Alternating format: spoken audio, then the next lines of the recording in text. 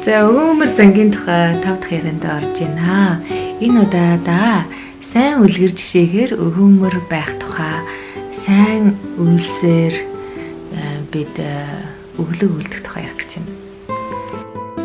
За нийгэмдээс юм шар гэрлийн нөлөө гэсэн ойлголт байдаг. Тэр нь юу гэсэн үг вэ гэхээр шар гэрлэр хэрэг та хурдлаад дүрм зөрчөөд гарах юм бол хажуутайгаа жолоочд тэр муу нөлөө үзүүлээд таныг даган дуурайгаад хурдлаад бас энэ шар гэрлэр гарах гэж оролдох хандлага үүсдэг. Хэрэг та шар гэрлийг хараад замынхаа хөдөлгөөнд орж байгаа хурдаа бууруулаад хүлээж байгаа тэр улаан гэрлийг төвчээрт өнгөрөөгөөд ингээд зогссноор хажуутайгаа жолоочтой нөлөөлөд нүүдүүлээс дуурайгаад зогсчдаг ийм зүйл эдэг ба. Тэгэхээр өнөөдөр яг тэр тухай ярих гэж байна. Хэрэг бид ингээд одоо энэ шар гэрлийн нөлөө шиг тий бүх хүмүүст ингээд нөлөөлөд байгаагаа мэдж байгаа бол бид нэр өөрсдийнхөө үйлдэлээрээ бусад хүмүүстэй үлгэр дуурайл үзүүлж зөв хөвшил тогтоох боломжтой гэсэн үг юм аа. Тэгэхээр эдгээр өгөөмөр байцгаая, сайн жишээгээр өгөөмөр байцгаая гэсэн үгийг төвшүүлж байна. За ялангуяа одоо энэ COVID-19 вирусын халдвар дэлхийд даяараа даамжирч цар тахал гэж зарлагдсан энэ өдрийн хувьд би юу гэж одоо онцлон талархмаар байна вэ гэвэл Дэлхийн эрүүл мэндийн байгууллагын даргын хэлж байгаа үгнээс анх удаа бид ингээд хяналтанд авах боломжтой юм цар тахалтай нүүр туллаа гэж хэлж ирсэн. Тэр нь юу гэсэн үг юм бэлээ? Цар тахал гэдэг чинь юу нэг хяналтгүй ингээд тархаж идэм билээ. Энэ тахал гэхээр бид нар ойлгодог үстэй. Хяналтгүй ингээд тархаалал болдог. Тэгэхээр энэ удаагийн халдварын хувьд болохоор ямар онцлог тал байна вэ гэхээр туслаар дамжиж байгаа, хавтлаар дамжиж байгаа учраас хүн хэрэв өөрийгөө ариун цэврээ маш сайн сахих юм бол хамгаалах боломжтой юм байна. Тэр нь юу гэсэн үг вэ гэхээр бидэнд найдвар байна. Агаараар дамжиж байгаа халдвар маш хэцүү шүү дээ. Одоо ингээд салхин дээгүүр нэг өвчтөн хүн гарахад бүгд хяраар зөхөгдөл унахаар байгаа байхгүй юу? Тэр нь юу гэсэн үг вэ гэхээр нөгөө өвчин өсгөгч чинь агарын тоосонроор дамжаал хаасаагүй гэл тарах чинь гэсэн үг. Тэгэхээр туслаар дамжиж чинь хавтаар дамжиж чинь гэдэг чинь бид нэр ингээд ханиалахтай ингээд бусад руугаа ингээд тусал ингээд цацахгүйгээр хамгаалж чадах юм бол энэ халдвараас бол өөрийгөө хамгаалж чаднаа. Бохирдсан тэр гадрагт хүрсэн гараа сайн угаах. Тэгээд нүүрэндээ ер нь бол гараа хүрхэхгүй байх гэж хэлээд байгаа шүү дээ. Өөрөөр хэлбэл бид нар чи мэдгүй ингээд гар маань бохирдсан байгаа бол амруугаа юм уу хамралуугаа өдрөгөө ингээд хийснээсээ болоод нөгөөх маань нэг бие дотор орж ирдэг. Тэгэхээр энэ халдварын хувьд бол одоо тарган тахалтай харьцуулахад тухайлбал халдвар дамжиж байгаа хурд нь харьцангуй бага байгаа учраас хүн төрөлхтөнд бас найдвар байна. Нөгөө талаас энэ цар тахал үүсэж болзошгүй үед яаж хариу хамгааллыг хийх вэ гэдэг асуудлыг миний мэдхийн 10 гаруй жилийн өмнөөс энэ эрүүл мэндийн салбар тасралтгүй байнга ажиллаж анхаарч ирсэн асуудал. За тэгээд үүнд бол онцгой байдлынхан ч орж ирдэг, мал эмнэлгийнхэн ч орж ирдэг, зооноо захын ч орж ирдэг. Ер нь тэгэл яг энэ хариу харах хэмжээ авахд оролцож байгаа бүх талууд хамтран ажиллах шаардлагатай байдаг. Тэгээ манай улсын хувьд бол харьцангуй яаж хамтарч ажиллах тэр дүрмээ тохиролцчихсон. Тийм бэлэн байдлаа нэлээд гайгүй 10 жилийн хугацаанд бол хангацсан байсан үед энэ айхтар том дэлхийн хэмжээний цар тахал гарлаа. Тэгээ бодохоор бас бид бол азтай хүмүүс гэж би бодож байна. Талархах зүйл бас байна. Тэгээ биднээс хамаарч одоо энэ өвчин тасрах уу эсвэл цаашгаа дамжирх уу гэдгийг шийдэгдэх гээд байгаа үед бол бидний сонголт их чухал. Хүн болгон маш ухамсартай хандах хэрэгтэй болоод байна л да. Тэгээ яг энэ үед би та бүхнийг энэ сайн үлгэр жишээгээр өгөөмөр баялаг байгаач гэж хүсмээр байгаа юм аа. Тэгэхээр Христэд итгэсэн хүмүүсийн хувьд бид Бурхны өөрийнх нь оршихуйг зүр сэтгэлдээ хүлээж аваад сүнсээр дахин төрнө гэж ярьдаг л да түүнийг. Ариун сүнсний ийм дуган болдог. Бидний бие дээр аяараа ариун сүнс буюу Бурхны өөрийнх нь орших юм дуган болж байгаа. Тэгээ бодохоор бидний амьдрал ариун байхаас өөр арга байхгүй. Тэр ариун амьдрал маань нэг талаас Бурхан төгс ариун гэж одоо тэр Христийн цусаар ингэж уваагаа цэвэрлээд би тооцчлоо гэж хэлж байгаа. Тэгээ би тооцогдоод миний хувьд одоо дүн тавигдаад диважинд орох болцол нь хангагдсан. Миний өмнөөс Бурхан өөрөө тэр болцлыг хангасан. Нөгөө талаас одоо явцын хариуцлал гэх юм уу? өдрөөс өдөрт улам шинжлэгдэн өөрчлөгдөж ариусч идэг. Бидний нүгэлт чанарыг дотроос мань шууд ингэж авч хайдаггүй, харин тэрхүү нүгэлт чанартаа байлдаж, давн туулж, тэсвэр хатуужил сууж биеэ зэхрэх чадвартай болгодог. За үүнийг бол ариун сүнсний үр жимс гэж бас нэрлэдэг юм биеэ зэхрэх чадвар. Нэгэнтээ өгөгдчихсэн зүйл тэр нь амьдрал дээр бас хэрэгжиж явахаараа илэрдэг. За сүнсний үр жимсэнд энэ Галаат номын 5:22 дээр хайр, баяр ёслон, амар тайван, тэвчээр, инрэл, сайн сэтгэл, итгэмж, дүлгэн зам бөгөөд өөрийнхөө захирах чадвар ордгоо гэж чигсаасан байдаг. Тэгэд энэ бүх үр жимсээр бид өгөөмрөөр хайлгаж бэлхэж байх юм бол нийгэм маань ямар сайхан болох вэ, тийм ээ? Бодтоо дандаа хайраар бие биентэйгээ ханддаг, муу юм хэлжлээсэн ч гэсэндээ мууг сайнаар хариулж идэг, баяр ёслон та өөрөөр хэлбэл нөгөө гуниг цөхрөл байхгүй болно гэсэн үг шүү дээ.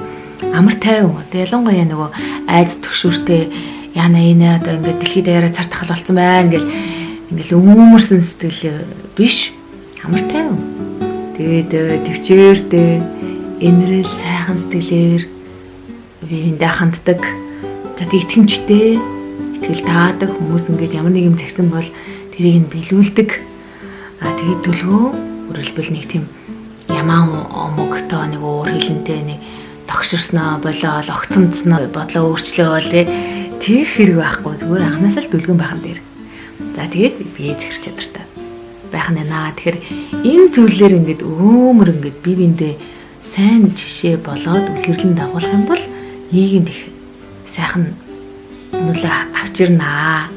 За дээрэс нь итгэж хүмүүсийг гэрэл ба давс гэдэг л. Өөрөөр хэлбэл бидний амьдрал дээр хаяараа одоо ингээд нэгдүгээр ариун сүнсний сүм дугуун юм ариун оршихуйг тээгч сав болчиход шүү дээ. Тэгээ тэр сав маань өөрөө бас гэрэл гэж хэлж байгаа. Гэрэлт яад үлээ бурхан өөрөө гэрэл. Тэгээ бидний ч гэсэндээ та нар гэрлийн хөвгүүд юм аа гэж хэлчихсэн. Өөрөөр хэлбэл бидний хувьд бол одоо харанхуй үйлс хийхгүй л дээ. За харанхуй үйлс нь юу юм бэ гэдгийг одоо яг энэ Галаат номын 5:19 дээр ингээд махбодын үйлс гэж нэрлсэн байна. Эдгээр нь завхаарл, бузар тачаа, садарлал, шүтэн шүтэх, ид шид, дайсагнал, маргаан, хардалт, уур хилэн, хагаралдаан, хагарал, тэрс үзэл, атаархал, архиталт, утга учиргүй наргицсан гэх нэг шүү. За тэгэхээр ялангуяа монголчууд маань хардалтгүй, уур хилэнгүй, юм хагаралгүй, харгалдаангүй ингээд тэрсэлсэн байдалгүй тийм. За атаархал архиталтай утга учиргүй наргицсан гэх нь бүр хол байг. Ийм байдалтай байх юм бол ямар ч хямралыг бид нэр баяр хөөрт ажралтаар давн туулах боломжтой байна. Шийдлийг тодорхой байгаа. За эдгээр харанхуй үйлсийг бол одоо хийхгүй гэрлийн одоо хүмүүс юм байна бид. Тэгэхээр энэ гэрлээс цацруулъя. Нийгэмд ийм эерэг нөлөө үзүүлье. Дээрэс нь биднийг бас давс гэж хэлсэн байдаг. Тэгээ давс ямар учиртай юм бэ гэхээр нөгөө ялзарлаас хамгаалт юм л да. Одоо ингээ махаа уртудаан хугацаанд хадгалах гэж байгаа хөргөчгөө байгаа бол ялзрахаас хамгаалахын тулд бид нар шин давс хийдэг штэ тий. Тэгэхээр нийгэмд бас ингээд хэрэг бид нь бие биендээ худлаа яриад, бие биендээ хураал, авилгал аваал ингээд явах юм бол тий шудраг биш болж штэ. Тэгэхээр яах нь вэ?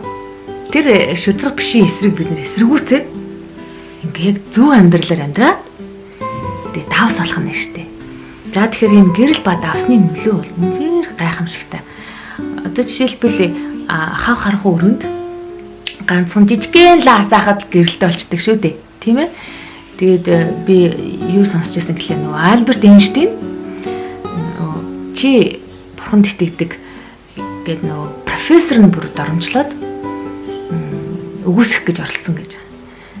Тэгээд бурхан бол байхгүй гэж хэлсэн чинь хэрэг бурхан байсан бол энэ дэлхийн ертөнцид яагаад ийм хор муухай байгаа юм бэ? Тэгэхээр энэ хор муу байдлыг зөвшөөрж байгаагаараа бурхан одоо байхгүй гэдэг нь батлагдж чинь бурхан байсан л юм бол үүнийг татлан зогсоох байсан гэж хэлж байна. Тэгсэн чинь тэр Эйнштейн юу гэж тайлбарласан бэ гэхээр одоо харанхуй гэж байдгүй гэсэн чинь байгаа штэ харанхуй гэж байгаа гэж. Үгүй харанхуй гэж байхгүй. Харанхуй гэдэг чинь зөвхөн гэрэлгүй байгаа хүртэл л хэлж байгаа. Тэрнээс харанхуй өөрөө идэвхтэйгэр ингэж оршдгоо маа. Гэрэл хасаачгал юм бол тэгчний жижигэн байсан ч гэсэндээ харанхуй байхгүй болдог. Гэрэл байхгүй байгаа учраас л тэнцээ харанхуй өсөж байгаа. Тэрнээс одоо гэрэл идэвхтэйгэр оршиж байгаа шүү дээ. Тэр шиг харанхуй гэд идэвхтэйгэр оршдгоо маа. Яг тэр шиг хорон муу өөрөөсөө идэвхтэйгэр оршдог. Сайн зүйл байхгүй л хорон муу болчдөг. Тэгэхээр бурхан өөрөө сайн зүйл. Тэгээ бурханыг ингэж энэ дэлхий дээр байлгахгүйгээд байгаа бол бурхан байхгүй л юу болох вэ? Хорон муу зүйл л байна гэсэн үг. Гэж логикээр тайлбарласан байна. Надад тэр нь үнэхээр гайхалтай санагдсан л та. Түлээх тэр шиг бурхан өөрийнхөө бүтээсэн нарыг, хур бороог итгэгч биш ямар ч хүмүүнээс харамлахгүйгээр ингээд ялгарлахгүйгээр өгч идэг. Тэгэхээр эргээд нөгөө энэ эзнээс авж байгаа энэ гайхамшигтай сайхан зүйлийг өгөөмөр бид хуваалцсан зүйтэй болчиход байгаа байхгүй. Хэрэг бурхан бидэнд мэрэгэн ухааны өгсөн бол түүнийг бусдаа хуваалцсан. Хэрэг бидэнд тэр шудраг зан өгсөн бол түүнийг бусдаа хуваалцсан. Биднээс ингээд ийм нийгэм рүү ингээд нөлөөлөл ингээд гэрэлтэл бас ингээд давс шиг ингээд ялтарлыг ингээд зогсоол гэж байна. Тийм болохоор би төрийн албанд одоо итгэгч хүмүүс очсон байгаа бол үнэхээр итгэмжтэйгээр ажиллаа хийгээсэй гэж хүсдэг юм аа. Яг гэвэл нэг талаас бурхан хэлсэн маа штэ. Чи бити худлаа яар, чи бити авилгаа хэл ахвал авч огт болохгүй. Бас хуурамч юм мэдүүлэг гэрчлэл өгч болохгүй гэдэг хэлж байна. Би өчигдөр тэр конгресс дээр энэ эрүүл мэндийн салбарынхан, онцгой байдлын салбарынхан гамшигаас хамгаалах хүмүүс Америкт ингээд мэдүүлэг өгж байгаа, мэдээлэл хийж байгааг харлаа. Тэгэхэд бол эхлээд бүгднийг тангаргалуулж байгаа. Би зөвхөн үннийг бүр өөрөөсөө бүхэлд нуун дарагдуулахгүйгээр та нарт хэлж байгаа нь үнэн болно гэж бурхны өмнө тангаргалуулаад тэгээд бурхандаа залбирчаад хэлж ийн л та. Тэр надад үнэхээр гайхамшигтай санагдсан. Юу гэвэл одоо тэдний хувьд бол одоо Христэд итгэдэг ард түмэн анханасаа улс орноо байгуулахдаа христчдийн оюун ухаанаар тогтолцсон гарч ирсэн. Тэгэхээр үннийг хэлүүлэх одоо хүч бол ерөөс энэ дэлхий дээр одоо байхгүй байна. Хүчээр хүнийг үннийг хэлүүлэх гэдэг. Тэгэхээр тэр хүн өөрөө л шийдвэр гаргаж сайн дураараа л үннийг хэлнэ. Тэгээ өөрийнхөө мэдэх чадвараараа л ингээд байгаа хэмжээндээ л бүхнээ хэлнэ. За тэгээд хэрэг яг ингээд бурханд итгэцэн итгэл үнэмшилтэй байх юм бол үнийг хэлэхэд бахан байгаа гэж. Яг бол амьдрал нь тэр аяараа яг юм шилэн байшин шиг бүх юм харагдаж байгаа. Тэгээ нөгөө нэг аквариумтай загас шиг байгаа байхгүй. Тэгээ монголчууд бас их гоё үг хэлжсэн байлээ. Хүүхэдтэй хүн сүдрэг байдаг гэд. Өөрөөр хэлбэл ямар ч тийм нуух юм байхгүй хүүхдийн хажууд амьдрахаас өөр аргагүй юм чинь тийм хорон муха нөлөө үзүүлэхээр зүйлийг байлгаж болохгүй гэсэн санаа. За тэгэхээр хүүхдүүдтэйгээ өдрийг сайхан өнгөрөөгөө сайн жишээгээр тэднийг үлгэрлэн дагуулаараа. Тэгээд нийгэмдээ бас гэрэлт давс. Тэгээд энэ хайр, баяр ёслон, амар тайван, төвчээр гэсэн энэ ариун сүнснийхээ үр жимсийг бүгдээрээ хуваалцгаая. Баярлалаа.